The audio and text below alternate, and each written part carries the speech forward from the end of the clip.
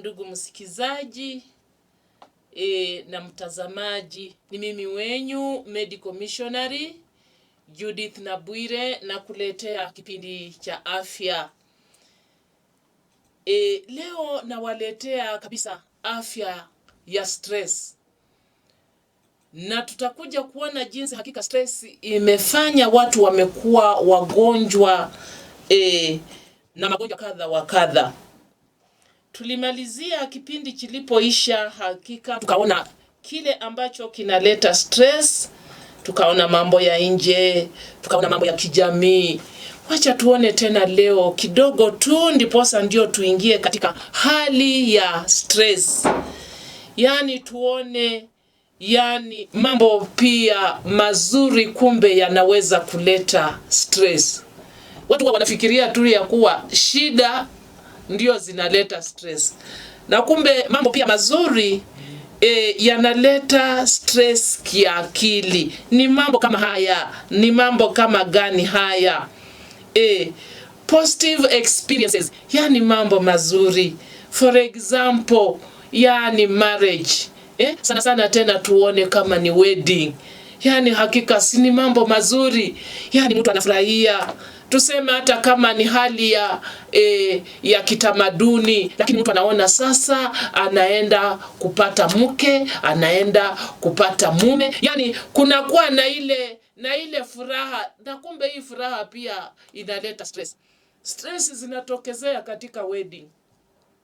Stress zinatokezea kabla hata watu hakika hawajakaa pamoja. Mtu anaanza kusema hakika katika wedding watu watakula nini, mimi bwana gown nitatoa wapi, viti nitatoa wapi. Yani such like it is a good thing, it is a positive experience, lakini bado tena mwenzangu kuna ka stress. Huyu mtu ambaye ninaenda kukaa naye atakaa namna gani? Yani watu watamkubali, rafiki zangu watamkubali, maisha itakuwaje? Unajua watu wanapokuwa wanataka kuoana, anafikiria ni kama anaenda to another world. Wengine wanafikiria ninapooleka sasa maisha yangu itabadilika, nilikuwa masikini sasa nitakuwa vizuri. Yani mambo yanakuja mengi katika mawazo, yani psychological. Just hoping for good things, and this is stress, but it is a good stress. That is positive stress. Kama ni marriage, Mungu alisema hakika ya kuwa mmoja atawacha wakwao ili hao watu wapate kufanya nini? Kuungana pamoja. That is very good. It is a positive experience. Unakuta ya kuwa hakika wengi vijana wetu wameogopa sasa kuoa. Nimesikia kule ambapo hakika mihadarati ni mingi. Amshua hata katika nchi mbalimbali ambapo hakika watu wanatumia madawa ya kulevya, pale hakuna kuoana. There is no marriage that is taking place. So marriage, we should take it as a positive experience, kitu kizuri vijana wetu. Utakuta ya kuwa mahali ambapo bangi inaenda wapi nini, au watu na mambo na kuoa hapana. Mpaka hata tumesikia katika runinga wamama wazazi wanalia, wanasema jameni, mambo ya madawa hasa hapa Kenya Muguka imefanya vijana wetu wanaogopa hata kuongea na wasichana.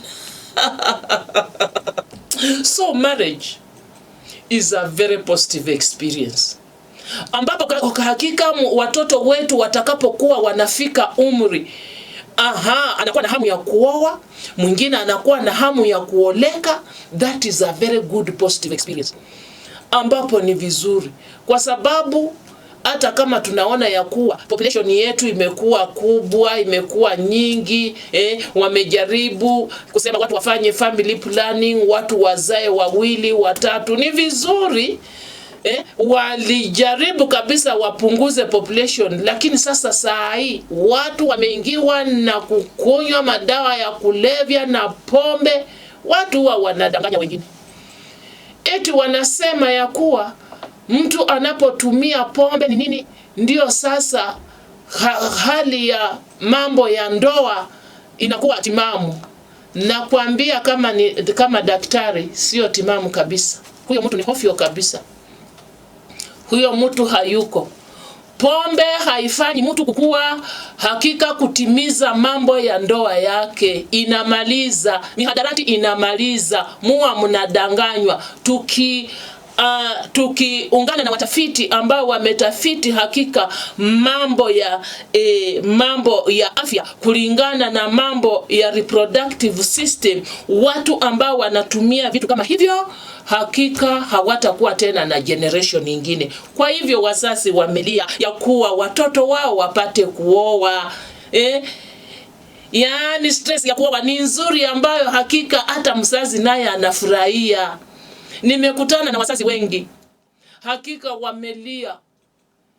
Wanasema vijana wetu, kijana wangu sasa amepitisa wakati, hataki kuoa. Na msichana naye amekaa hapo mpaka hata mama anaenda anaambia msichana, hakuna mtu mwenyewe anakuuliza.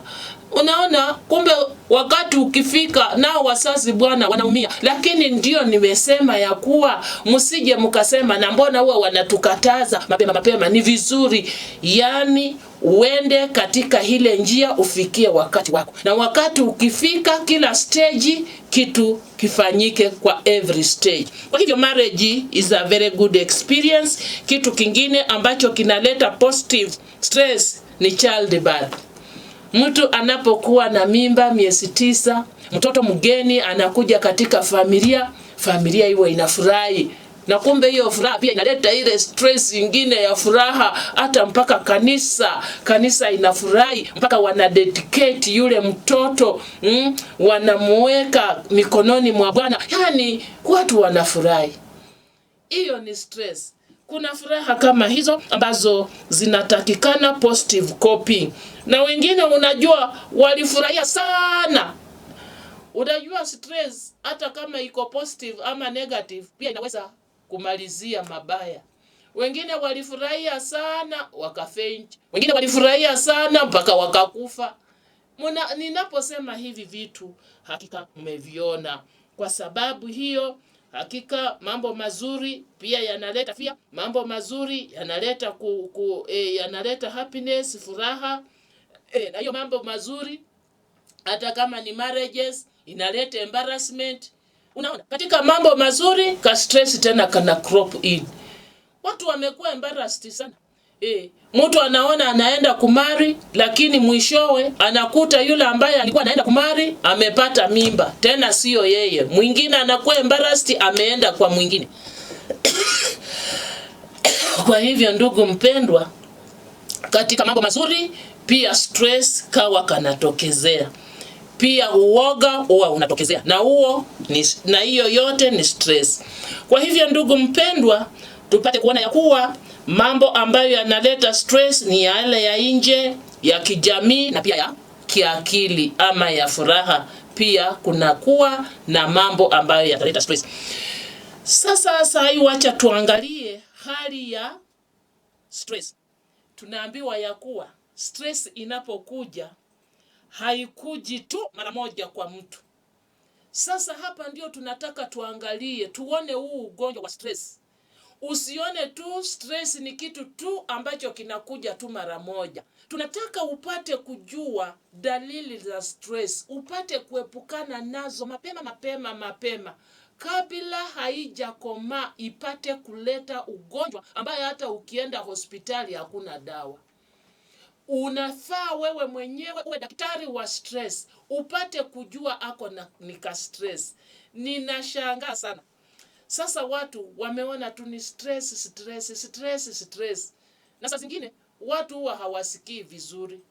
Mtu anaweza tu kukupata mahali fulani, umenyamaza ama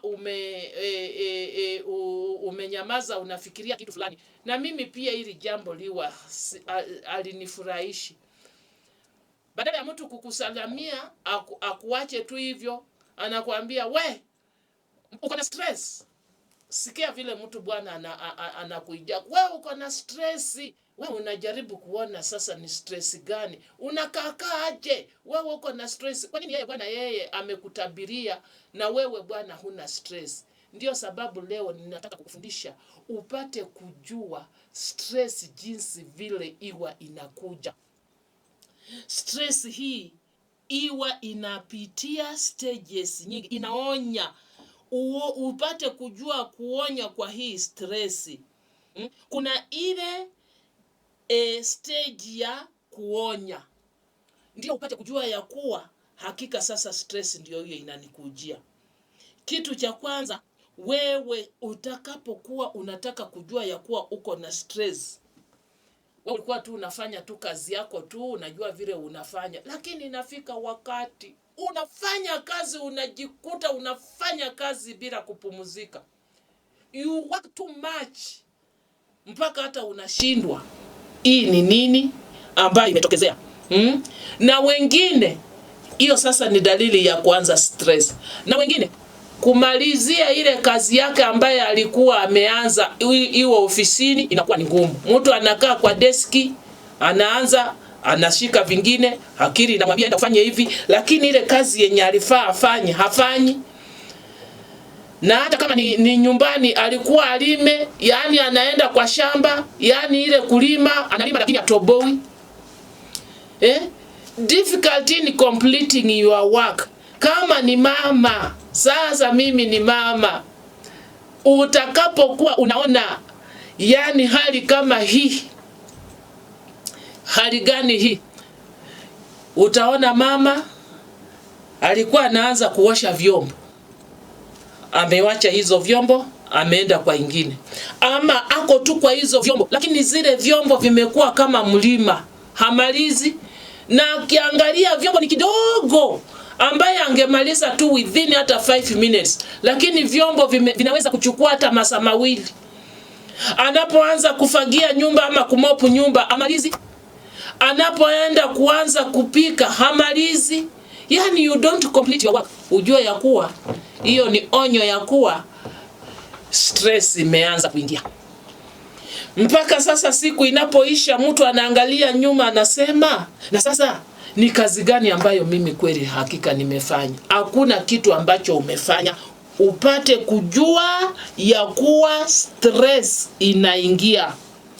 Unapoona jambo kama hili, hakika inafaa ujiangalie kile kitu ambacho kimekukumba kwa haya mambo ambayo tulianza part 1 and part 2. Upate solve the problem. Kama ni mambo ya weather climate, pengine ndio imekufanya kabisa, ni ubaridi, ni nini, solve it. Ni hali ya marriage, ni watoto wamekupea shida, solve it before it becomes a big problem. Unapoanza kuona, ndipo ndio nimesema stress haikuji tu mara moja pap, inaanza polepole. Unaposikia, unapoanza ku experience such like dalili. Jambo lingine, unaona ya kuwa unapoendelea namna hivyo, hakika na hauwezi ukasolve hiyo shida, ni vizuri uende kwa mshauri.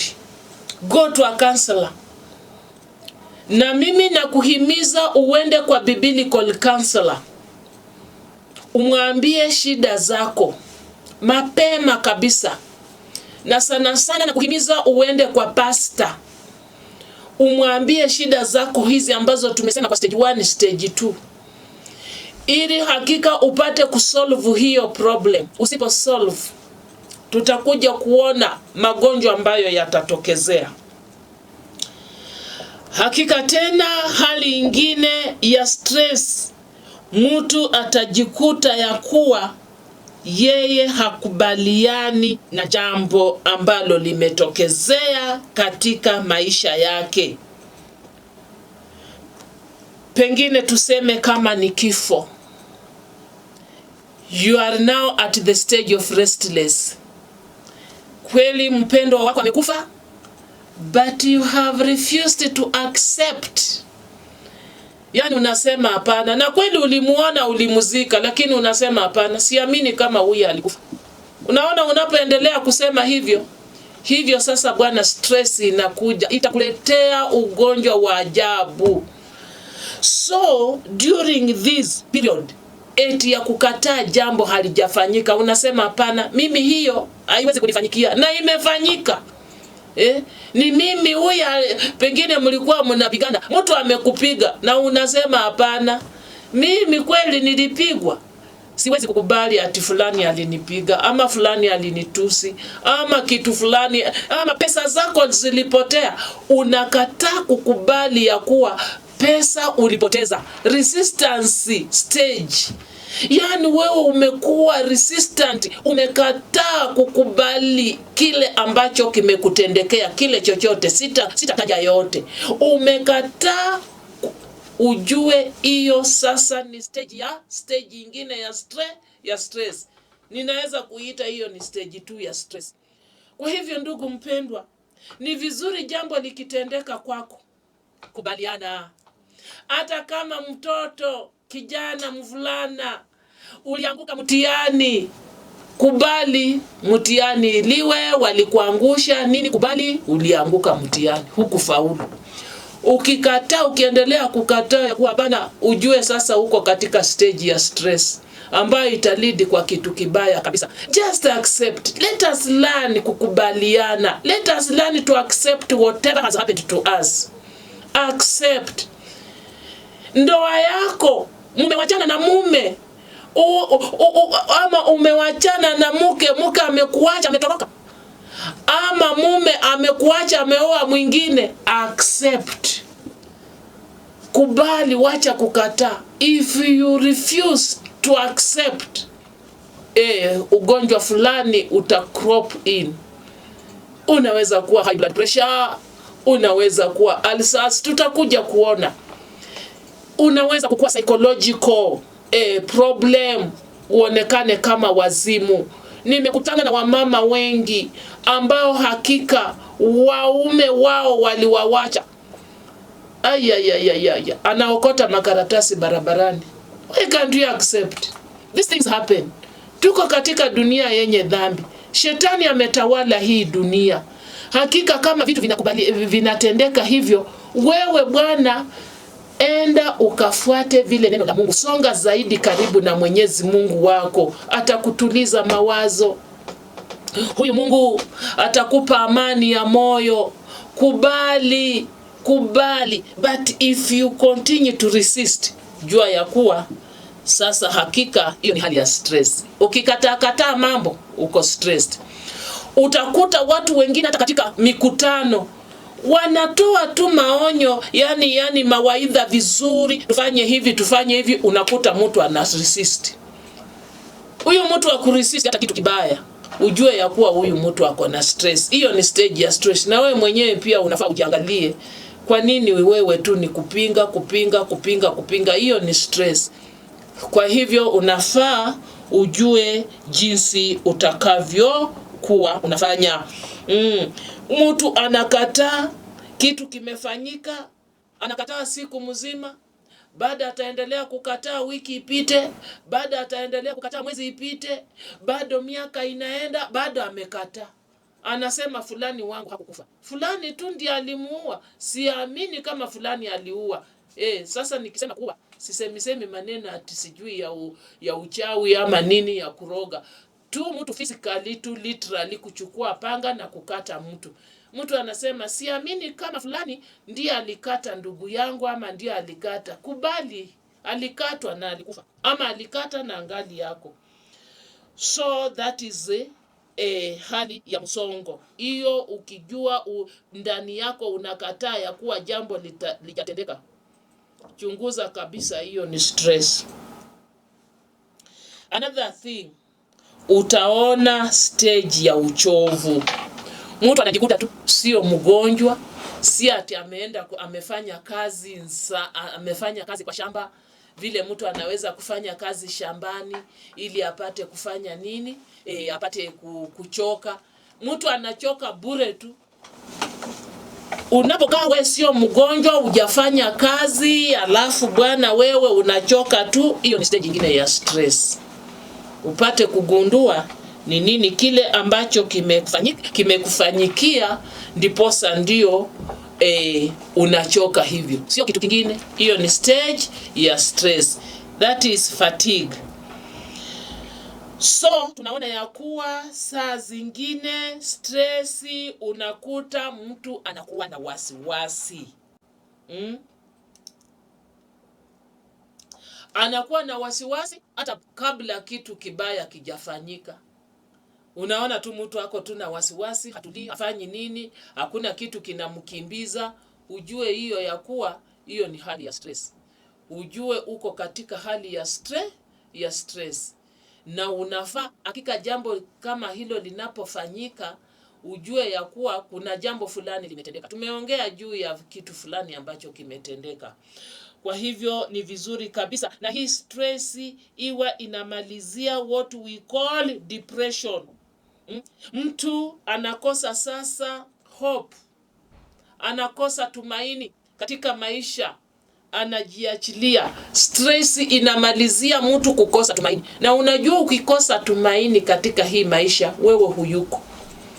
It is very good to remain with hope. Mtu kusema mimi am hopeless, usisemage hivyo ati am hopeless, sio vizuri kabisa. Sio vizuri kusema ya kuwa uko hopeless. Na kuna mambo ambayo watu wanapenda sana kusema ndiposa ndio upate kutoka kwa stress. Mtu anasema ya kuwa mimi ni kitu mimi sio kitu. Achana na mambo kama hayo kama unataka kutoka kwa stress. Kusema mimi ni bure, mimi ni kitu, mimi sio kitu, mimi ni gasia tu, mimi ni nini. Usiende kuwa unasema hivyo. Wewe ujiamini, wewe ni mtu. Na ndio sababu katika kitabu cha Zaburi 139, ukisoma hapo mstari wa 14 mpaka 15 elekee 16, Mungu anasema I'm fearfully and wonderfully made. Wewe ni kitu. Unapoona sasa wewe unaanza kuongea vitu negative, hiyo ni stress. Hiyo sasa ni dalili ya stress. Unafaa uchunguze ni nini hiki ambacho kimelete stress upate kusolve. Na tumesema solving stress ni kwenda kwa Mungu. Sasa ndugu mpendwa, ni vizuri sana tutaona ya kuwa mtu ndiposa ndiye apate kufikia hiyo depression. Utakuwa hauna usingizi. Wewe mahali ambapo ulipo unakosa usingizi usiku, na wewe hauna nini, sio mgonjwa eti unaumwa throughout, lakini unakuta ya kuwa hauna usingizi. Alafu sasa tena unaona your feelings always are just negative. Hata kitu kizuri wewe unaona ni kibaya. Hiyo ni hali ya stress.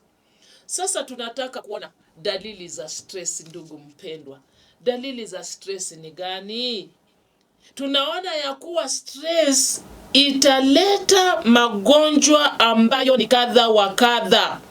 Dalili za stress, ukitaka kujua ya kuwa wewe uko na stress, utakuta saa zingine mtu anasikia roho inapiga tu. Kuna uoga ndani yake, mpaka hata wengine utakuta wanatetemeka. Mtu anatetemeka. Unapomuuliza huyu mtu, unapomuona hanywi pombe, si ati yako na ugonjwa wa Parkinson disease ambayo inatetemeshanga miwili na kichwa na nini, unaona tu mtu anatetemeka. Hakika hiyo ni dalili ya stress. Jichunguze mahali ambapo ulipo. Na nimesema ni vibaya sana mtu kudetect kwako ya kuwa wewe uko na stress. Mtu anafika kwako, uko na jambo ambalo wewe unaliazia, lakini mtu anasema wewe uko na stress. Ama unaongelesha tu mtu anasema wewe uko na stress. Mtu mwingine hata julia mwingine ati ako na stress. Ndipo ndio leo tunataka hakika kuwafundisha kila mtu apate kujua kama ako na stress ama hayuko na stress. Na wewe ambaye unayesema ya kuwa mtu ako na stress, wewe sio daktari ambaye umempima. Hilo jambo liwa linaudhi sana watu wengi. Wewe kwenda na diagnose mwingine wewe uko na stress na njia ambayo unaisema sio nzuri. Ni vizuri kabisa mtu mwenyewe ama wewe ambayo unajua kuambia watu ya kuwa wako na stress, upate kujua ya kuwa sio vizuri, na tena hakika wewe pia upate kujua uko na stress mwenyewe unaambia watu ya kuwa wako na stress.